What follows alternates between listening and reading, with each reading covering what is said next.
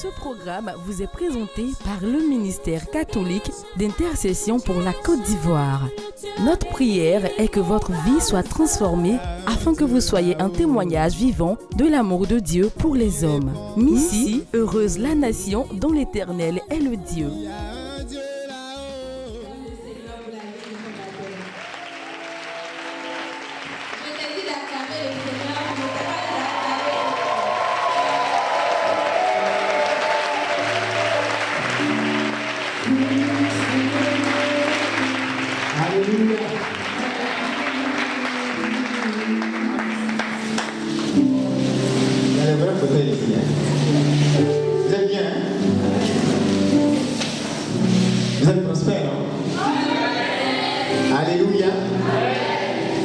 Dieu soit béni.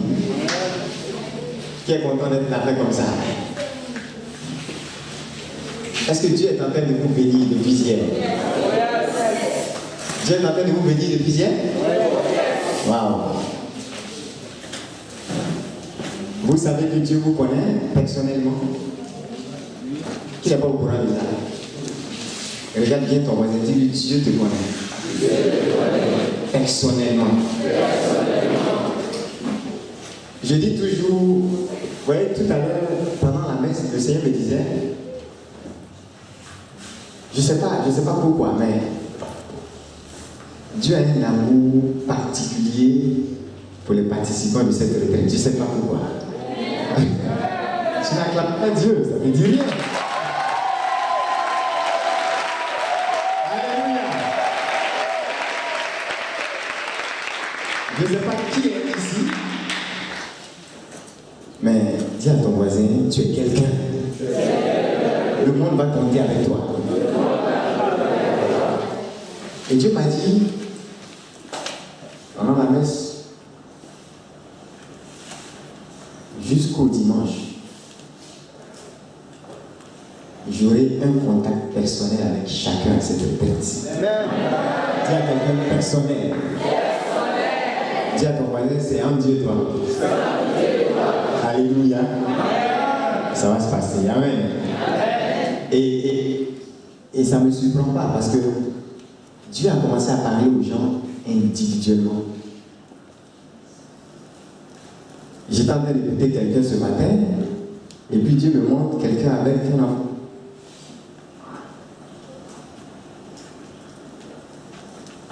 Tu peux me dire, tu n'as pas d'enfant, mais moi je vois l'enfant. Je lui ai dit, mais qu'est-ce qui s'est passé avec ce enfant? Elle dit, j'ai jamais dit ça, même à la personne qui m'a envoyé ici. Dis à quelqu'un, Dieu te connaît personnellement. Et ça, c'est une grâce. Ça veut dire que si Dieu peut aller jusqu'à dévoiler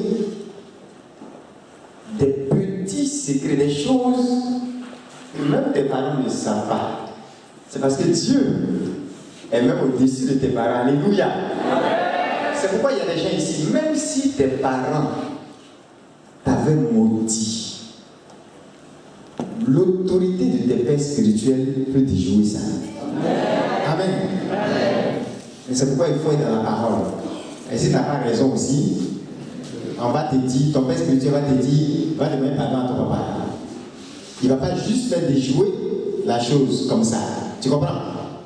Mais est-ce que vous savez que vos parents spirituels sont élevés au-dessus même de vos parents physiques? Vous êtes au courant de ça? C'est pourquoi, quand certains se plaignent, non, je suis allé à une prière, on dit c'est ma maman qui est sorcière et qui est en train de me faire ça. Ta maman ne peut rien te faire. En tout cas, là où tu es parti à la prière, si c'est des gens qui sont appelés de Dieu, on n'a même pas besoin. Ça dit que ça, c'est pas nécessaire. Regardez, nous autres, on a été attaqués à tous les types de sorciers de nos familles, mais ça ne fait aucune différence. Amen. Ça ne fait aucune différence. Ce qui compte, c'est ta consécration. Où tu en es avec le Seigneur. Il y a une jeune fille qui un jour, elle ne me connaissait pas, elle ne savait pas ce que j'avais vécu. Elle a commencé à expliquer, le Seigneur lui a montré les différentes attaques que j'avais reçues dans ma vie. À chaque examen, je tombais malade.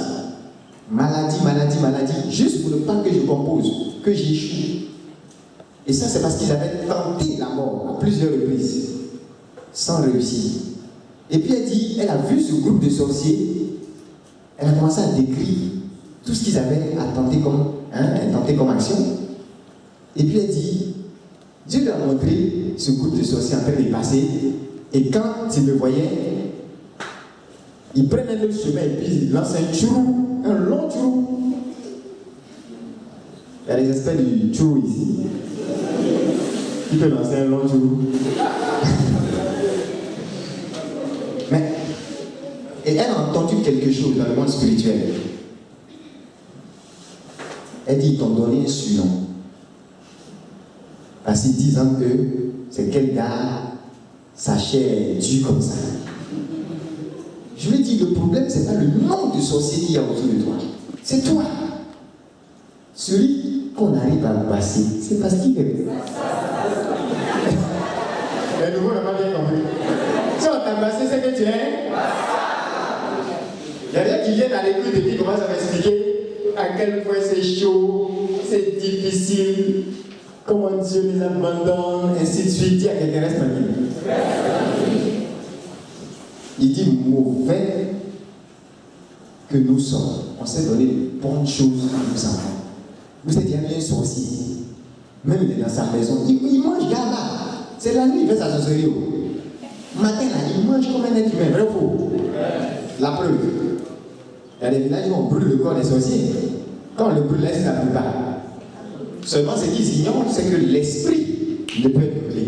Tu peux brûler, vous voyez pourquoi la consécration est importante, tu peux brûler le corps de quelqu'un, mais l'esprit qui est en lui, toi-même qui as brûlé, si tu ne sais pas ta position, l'esprit là-même peut sortir. Au moment même où tu l'as mis dans le pétrole et tout, c'est fini. L'esprit n'est pas idiot. Est-ce que vous savez qu'il y a des gens qui ont abattu comme ça des braqueurs dans des villes? On dit on a battu les plus grands braqueurs. Et puis le crime n'a pas cessé. Vous savez pourquoi? Ils n'ont pas compris le rôle. L'importance de la vie spirituelle.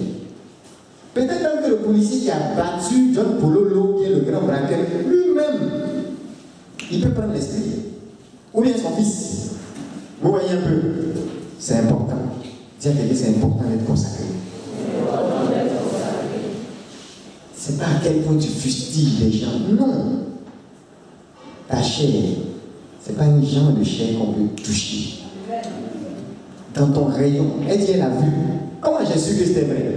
Parce que les étapes qu'elle a eu à décrire, si ce n'est pas Dieu, quelqu'un qui n'a pas été avec toi ne peut pas savoir. D'accord? Ça vous dit, ce n'est pas un facteur. Et je dis toujours, regardez, l'ennemi, on le dit et on va le répéter, ce n'est pas le facteur. Il n'est pas la personne qui peut faire la différence dans vos vies. Tu lui donnes une position qu'il n'a pas. Vous savez, j'ai un fardeau sur mon cœur. À chaque fois que j'écoute des personnes, c'est pourquoi on prend le temps d'écouter. Parce que quand on vous enseigne, vous le recevez, mais vous ne le recevez pas forcément dans votre esprit. Dis Amen. Hier, par exemple, j'ai dit quoi? Dieu vous aimait. Qui est d'accord avec ça? Vous êtes sûr que Dieu vous aime? Est-ce que vous êtes sûr de cela? Dites-moi la vérité. Si vous aimez quelqu'un, vous allez lui donner quelque chose qui peut le détruire, qui va lui faire du mal. Ça veut dire que vous n'avez pas encore accepté pour certains que Dieu vous aime vraiment. C'est pourquoi vous êtes encore dans un esprit d'accusation. Non, c'est le diable. Non, c'est ceci. Non, c'est cela. Est-ce que vous savez qu'il y a un homme de Dieu, un grand homme de Dieu, un jour il m'a dit, le fait que tu n'aies pas vécu avec ton père, je vois que tu ne vas pas te marier facilement. J'ai été le premier dans ma promotion à me marier. Ça, vous savez, non? Le premier aussi dans le ministère, c'est moi qui ai ouvert la voie. Cette année, on va faire les 10 ans de mariage. Dis Amen. Et vous savez, c'est pas ça qui est important. Il y a des prophéties que vous pouvez ne pas accepter. Vous savez ça? Alors vous dormez, quelqu'un dit non, j'ai dormi, j'ai vu que tu partais au travail, quand tu t'as croyé, tu es mort. Tu dis, c'est pas moi que tu as vu. Ce n'est pas moi que tu as vu. Tu as tout vu, sauf moi. Les enfants disent, count me out. Tu peux voir des choses, je ne suis pas dedans. Et même si c'est le serviteur de Dieu qui te le dit et que c'est réel, quand la chose est en train d'arriver, il y a une autorité qui est supérieure à la puissance du diable. Sachez localiser qui agit dans vos vies. C'est ça aussi, cette grâce de la consécration. Tu sais qui est qui et qui fait quoi. Amen. Il y a des gens ici, et je vous dis, 80% d'entre vous, le diable est derrière certaines situations que vous vivez, mais au lieu de discerner sa présence et de dealer avec lui comme il faut, qu'est-ce que vous faites? Comme les disciples dans la barque, j'ai expliqué ça à certains ce matin. Voici le vent qui est en train de s'agiter, la tempête est en train de s'agiter. Il faut parler au vent. Tu es en train de t'adresser à quelqu'un qui dort. Jésus faisait quoi? Fais comme ça. C'est bien de dormir souvent. Hier, j'ai bien dormi. Alléluia. Qui a bien dormi hier? Qui a fait des rêves prophétiques? Alléluia. Non, c'est bien de dormir. Jésus dormait. Regardez. C'est tout de suite. On se connaît. Il y a des gens, ce soir, on va prier pour la nation. Comme d'habitude, et pour les familles. Qui est prêt? C'est tout de suite. On dit coup de feu. Ça commence. Quelque part. C'est pas le moment de dormir. Vous avez déjà vu qui dans la crise là aller mettre son matelas dans sa cour, ne serait-ce même qu'à cause des balles perdues, on ne voyait personne dehors avec cette heure. Vrai ou faux? Si vous voyez Jésus, dis à quelqu'un, si tu vois Jésus dormir dans la barque, dis à ton voisin, si tu vois Jésus dormir dans la barque, c'est qu'il n'y a pas de problème. Ça veut dire quoi? Dis à quelqu'un révélation. Quand vous voyez Jésus dormir, soyez serein. Parce que s'il se repose, ça veut dire qu'il est dans les conditions du repos. Dis Amen. Or, toi, tu regardes à la tempête, tu regardes au vent qui souffle, et tu te dis, mais attends, on ne peut pas dormir dans ces conditions. Ça veut dire quoi? Les disciples ont fait plus attention aux crises, aux tempêtes, au désert, aux montagnes, au vent qui soufflait, qu'à Jésus qui dormait. Vos yeux doivent être sur qui? Jésus. Qui est votre Seigneur? Jésus. Et c'est ce qu'il fait qui doit vous intéresser. Vous comprenez? Si vous êtes dans une situation, il y a des gens qui parfois venaient expliquer des choses. C'est comme quand en classe de 4e, au premier trimestre, j'ai eu 16 de moyenne. Vous savez ce que même les professeurs disaient? On va te renvoyer. Vous savez ce que mes amis disaient? On va te renvoyer. Mais quand la parole de Dieu dit à quelqu'un, c'est gâté, c'est gâté, c'est gâté, c'est gâté. Quand cette parole-là prend ton esprit, tu deviens une autre personne. Je n'ai pas besoin d'imposition de main. Je vois des personnes ici. Quand vous allez finir cette retraite, même si on ne vous a pas salué, les gens que vous allez saluer vont décoller dans la grâce de Dieu. Je vous dis la vérité, simple parole. C'est-à-dire, j'ai pris, regardez, j'ai reçu dans mon esprit. Ce matin, j'ai donné cette parole à au moins 2 personnes. Est-ce que tu crois en ça? Que Dieu dit que tu as la tête. Vous voyez, il y a des choses où, quand vous venez, vous dites, ah, la Bible même a dit, dans la Bible même c'est écrit que Dieu dit qu'on sera à la tête. Quand les gens parlent comme ça, vous sentez même qu'ils ne sont pas convaincus. Vous savez en ce moment-là, comment je parlais? Je suis à la tête, jamais à la queue. Et c'est-à-dire, je marchais comme quelqu'un qui était déjà, comment? À la tête. J'ai commencé à prier comme quelqu'un qui était à la tête, à étudier comme quelqu'un qui était à la tête. En détends-toi, moment. C'est-à-dire, le trimestre qui a suivi, les choses ont tellement radicalement changé. Il y a un professeur de mathématiques. Il ne croyait pas. Quelqu'un qui a 2, 3. Et puis, du coup, 20, 19, 20, 19, 20, 19, 20, 19, 20, 19. Vous savez ce qu'il a dit? Il dit, tu as dû tricher. Tu es assis à côté de quelqu'un qui dit au moins il y a des notes consistantes, c'est cohérent. Je veux dire à quelqu'un, vous savez ce que lui a dit? Il a dit à un élève se lever en classe et puis dire à son professeur, si tu penses que j'ai triché, envoie-moi au tableau. Le professeur a refusé de m'envoyer au tableau. Dis Amen. Je vous dis la vérité, il y a des bénédictions qui vont arriver dans vos vies. Le diable refusera de vous confronter. Parce que l'autorité sera visible. Dis Amen.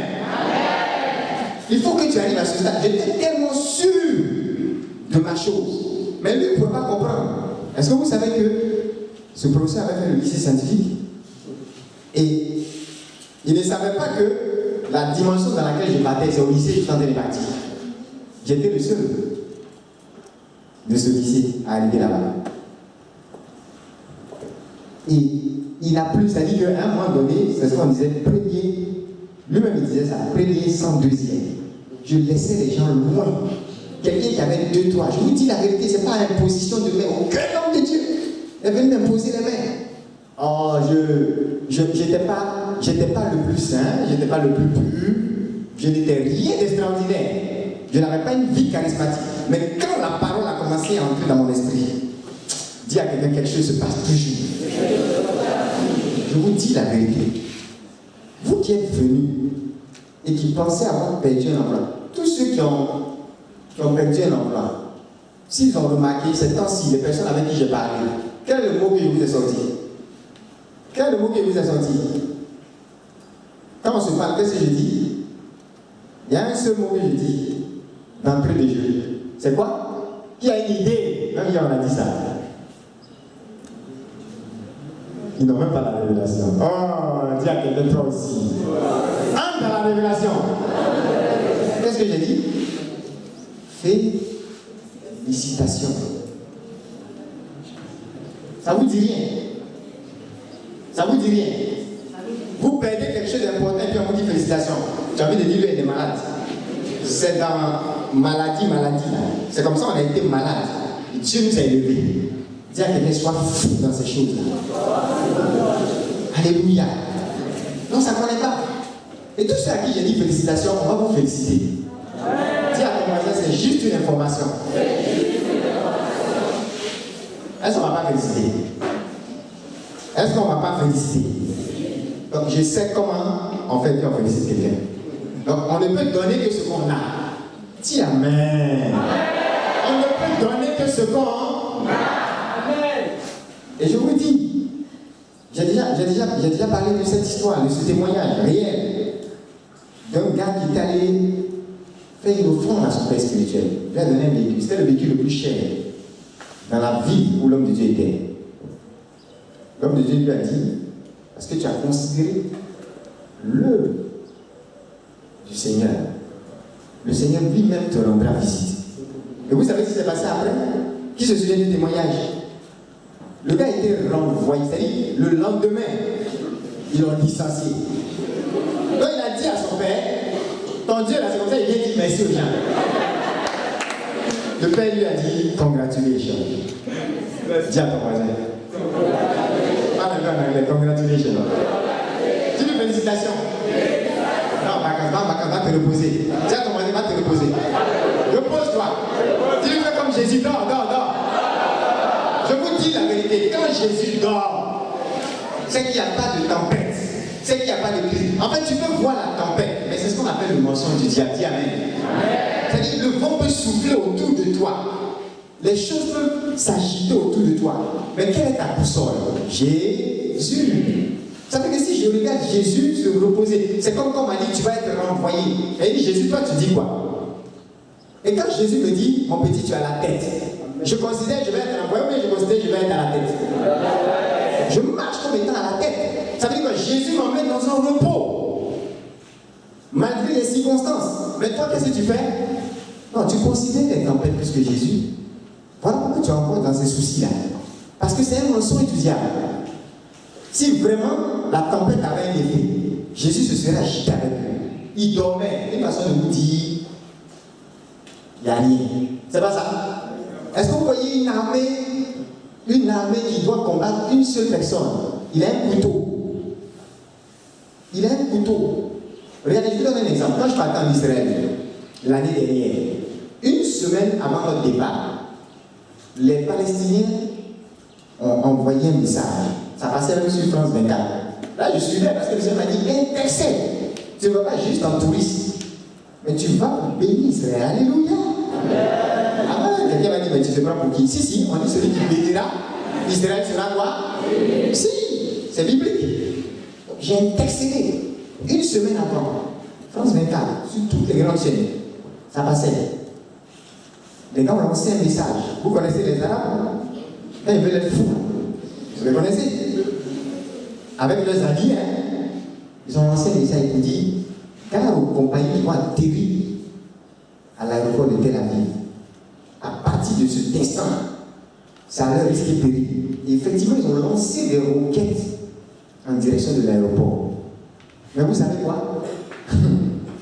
Les gens même qui étaient en Israël qui organisaient le voyage, parmi nous, il y avait même quelqu'un qui avait son parent là-bas. Ils n'ont même pas bronché. C'est-à-dire qu'ils ont réagi sereinement. Ils ne se sont pas agités. Vous dites, ne venez pas au. Je connais même des hommes de Dieu qui peuvent passer au voyage. Je dis, ils ne vont pas. Parce que le coin n'est pas safe. C'est-à-dire que ta sécurité est en vie. Vous savez depuis combien de temps on combat ce pays-là? Est-ce que vous pensez que si, je vous dis, s'il y a un premier pays qui devait être détruit, ça devait être Israël? Parce que le nombre d'ennemis qu'ils ont eu, c'est impossible qu'ils tiennent jusqu'à ce stade. C'est-à-dire qu'on est arrivé en Israël et le gars, le guide juif, il n'était même pas chrétien. Il nous explique. Il dit, il y a eu un moment où ils ont vu dans le ciel un nuage qui avait la forme d'un ange. Et qu'ils ont compris à cette période pourquoi beaucoup de roquettes qui étaient lancées, même en direction de l'aéroport, partout, ça atterrissait quelque part dans les endroits déserts. Et la population était comment? Sereine. C'est pourquoi il y a des années et des années, même des siècles, que ce peuple-là apprend à vivre au milieu de ses ennemis sans. C'est-à-dire qu'il vit dans le repos. Vous allez là-bas, vous voyez des choses, mais attendez, même vous voyez l'aéroport, vous allez vous tourner comme ça pour y aller. C'est pratiquement comme un pays développé.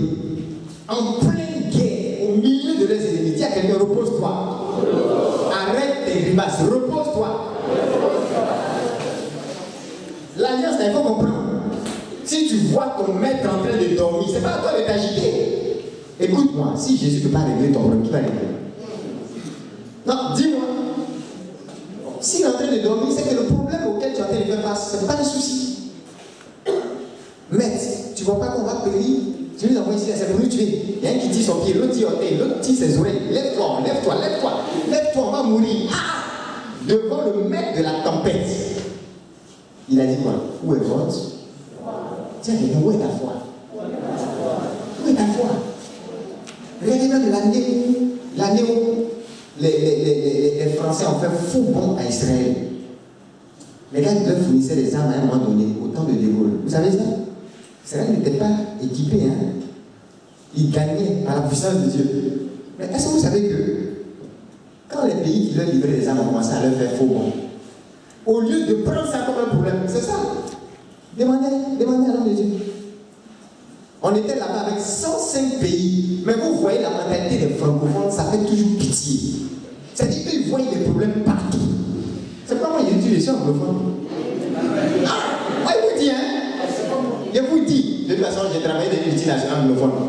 Mes patrons au niveau, moi, tout le monde était anglophone. C'est anglais seulement on parlait. Moi, je suis anglophone. Alléluia. Alléluia. Non, mais c'est une question de mentalité. En fait, c'est juste qu'ils ont la mentalité du royaume. C'est pas qu'ils sont supérieurs aux francophones. Vous allez voir, le gars pose toujours les situations en problème. Pourquoi Dieu voit les problèmes partout? Dis à ton voisin, quel est ton problème? En toute chose, toi, tu vois un problème. Et les anglophones ont une façon de raisonner en disant non, mais ça, c'est pas un problème. Regardez, les Japonais, même dans leur langue, ça n'existe pratiquement pas.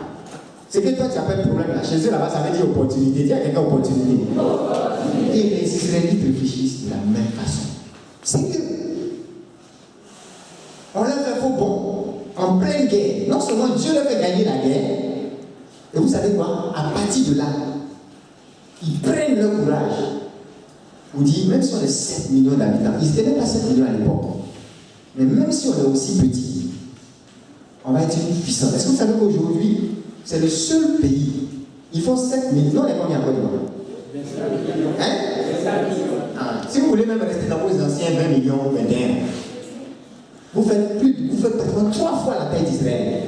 Mais aucun pays n'a une industrie militaire de leur taille.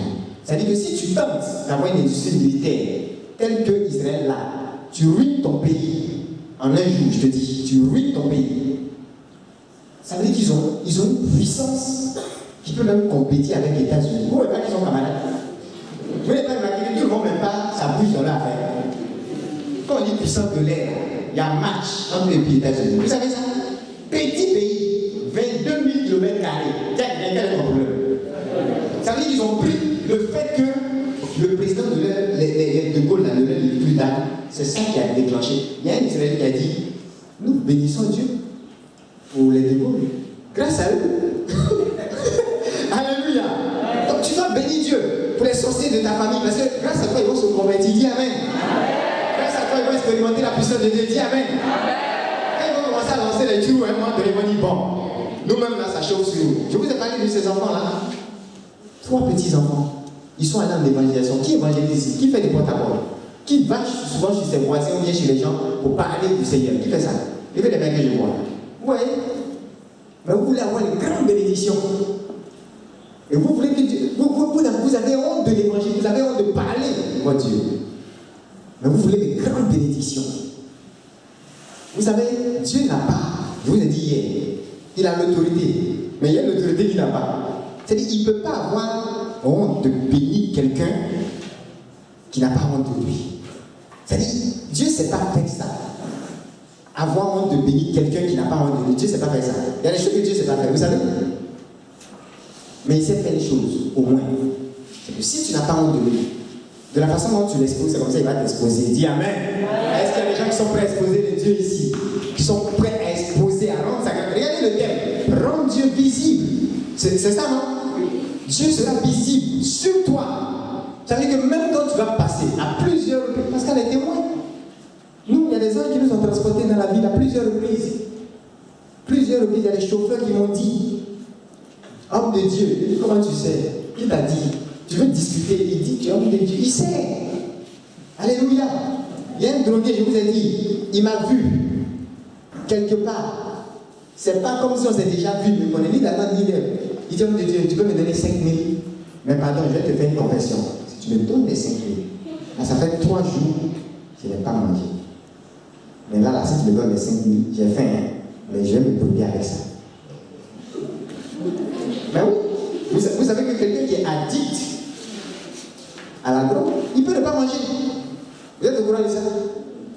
Mais tant qu'il a sa drogue, il la laisse.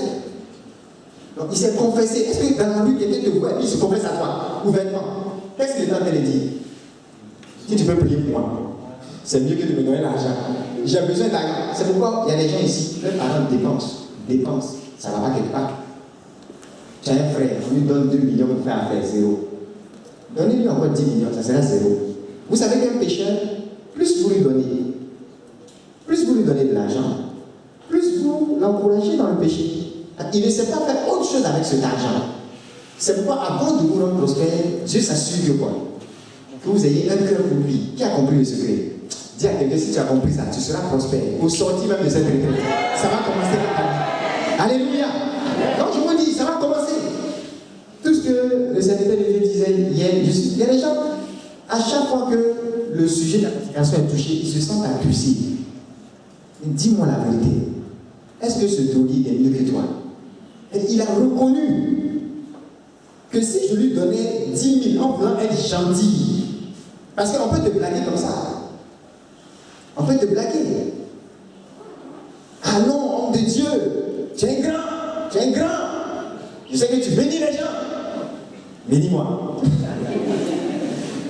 Écoute, tu vas lui donner 1 million, mais tu es en train de lui faire du mal. Il a besoin de quoi? Délivrance. C'est plus important que tout. Donc il n'a pas besoin d'exposer la chose, parce qu'il sait que tant qu'il n'est pas libéré, sa véritable prospérité ne peut jamais arriver. Un drogué qui refuse d'accuser Dieu, il sait quel est le problème. Dis à quelqu'un, tu es mieux que lui, s'il te plaît.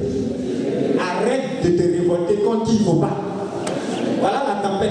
Je vous dis toujours, le diable est là, il s'agite avec la tempête. Dieu est là, il est sur son trône. Quand je vous donne un secret. Quand tu as affaire à Dieu, tu sais ce qu'il faut faire?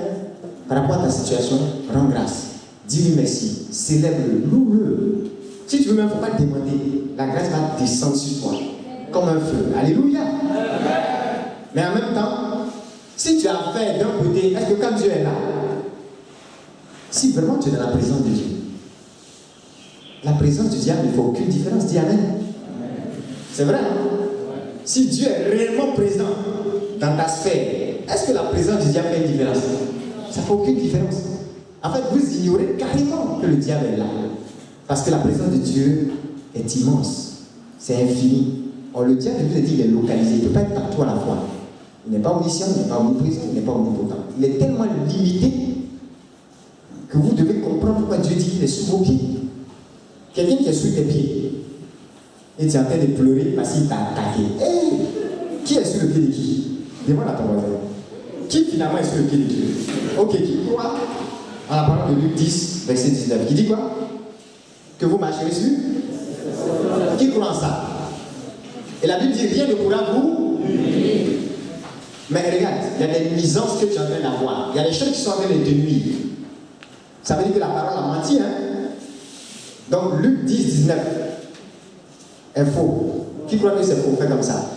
Nous croyons tous que c'est vrai. Dis à ton voisin, donc rien ne doit pouvoir te nuire. En temps normal, tu marches sur un serpent, tu as un problème. Tu marches sur un scorpion, c'est grave. Mais dans ce cas, la Bible dit rien ne pourra te nuire. Qui croit en cette parole réellement? On dit à quelqu'un, ça veut dire ce que ça veut dire. Tu sais sur qui tu dois marcher. C'est pas un scorpion. C'est pas sur tes parents. C'est pas sur Dieu. C'est pas sur les hommes de Dieu. Tu n'as pas accusé qui que ce soit. Qui sait que ce drogué-là, il est moins que lui? C'est comme ça. Je sais qu'il est moins que toi. Quand je te regarde, je vois une grâce immense que lui n'a pas. Mais il a une révélation qui peut demain faire que toi tu vas être aigri. Tu vas dire voilà, Seigneur, c'est ton affaire, on ne comprend pas. Le jeune là, il s'est drogué ici. Il frappait tout le monde, il volait l'argent de tout le monde dans le quartier. Voilà. 3 mois de conversion, tu le bénis. Mais Seigneur, moi-même, il t'a fait quoi? Quand je vais aller pisser là, je vais aux toilettes. C'est pas à l'église, je vais. C'est vous me dire, je t'ai fait quoi? Toi seul. Mais parce que il a compris un principe de la parole que tu n'as pas percuté. Amen. Qui est prêt à recevoir la parole dans son esprit? Vous voyez, on a commencé à faire des exploits très tôt dans nos vies. Mais à quel moment? Dès qu'on a commencé à recevoir la parole dans notre esprit, qui est prêt à recevoir la parole dans son esprit? Pas juste entendre, et puis ça rentre, ça sort. Mais à crier. C'est-à-dire, Dieu dit que tu seras à la tête. Qu'est-ce que tu vas faire? Tu t'appropries la parole. Tu dis quoi? Je serai à la tête. Ou bien même tu dis quoi? Je suis à la tête. J'aime pas quand les gens parlent de la maladie comme si c'est quelque chose qui va les affecter. La maladie est traitée au passé. Par ces meurtrissures, nous sommes guéris. En réalité, c'est nous avons été guéris. En 1 Pierre, on parle au passé. Pourquoi? Parce que même l'épisode qui est écrit, quand on dit nous sommes guéris, c'est l'épisode de la croix. En Isaïe 53, verset 4 à 5. Par ces meurtrissures, les meurtrissures, c'est en 1980 à 15. Donc c'est il y a 2000 ans que ça s'est produit. Et je vous dis toujours plus grave. Christ dit quoi? Avant la fondation du monde, il t'avait déjà quoi? Élu. Pourquoi tu ne t'appropries pas ça? Vous savez ce qui se passe? Quand Dieu dit, si Dieu regarde cette feuille, et puis il dit ça c'est blanc, on ne peut plus discuter. Vous êtes au courant? Il ne faut plus dire non. Qu'est-ce qu'il raconte? C'est vert. Si Dieu dit c'est blanc, c'est comment? Si Dieu dit que tu as la tête, c'est que tu as la tête. Si Dieu dit que tu prêteras aux nations, c'est que tu. Si Dieu dit que tu marcheras sur les serpents et scorpions, c'est que. Dieu dit c'est blanc, c'est comment? C'est blanc. Maintenant, si toi, tu préfères regarder à ce que le diable te montre, en tant que chrétien, tu ne trouves pas que c'est une tragédie de plus croire aux crises de ton pays, aux tempêtes, à la violence du diable, que de croire en ce que Dieu dit. Je vais vous donner ces clés. Vous voulez? Oui. Vous voulez? Oui. Regardez. Lorsqu'il y a une situation à laquelle vous faites face, regardez dans la parole, qu'est-ce que la parole dit par rapport à cette situation. Et accrochez-vous à ça. Tout ce qui vient contredire ce que la parole dit, refusez ça. Ou bien, ah non, si c'était pour regarder les prophéties de tu vas mourir, quand tu vas te cogner, le diable va te tuer, les sorciers vont te manger, il y a 14 ans, on nous aurait enterrés, peut-être même vivants. C'est pour vous dire, les morts prématurés, souvent vous êtes vous êtes vos propres responsables. Dans nos familles, autour de nous, il y a des choses qu'on peut éviter. Alléluia. Moi, j'ai refusé certaines situations, juste avec la parole. Alléluia. Qui est prêt à refuser certaines situations de sa vie? Amen. Dis à quelqu'un, fais comme Jésus. Donc, repose-toi. Alléluia. C'était mon encouragement de ce matin. On va se mettre debout, on va dire merci au Seigneur. Alléluia. Vous venez d'écouter un message du MISSI, le ministère catholique d'intercession pour la Côte d'Ivoire. Faire entrer la Côte d'Ivoire dans la gloire promise par Christ. Tel est notre but. Suivez-nous sur notre site internet missi-du6ci.com ou sur notre page Facebook.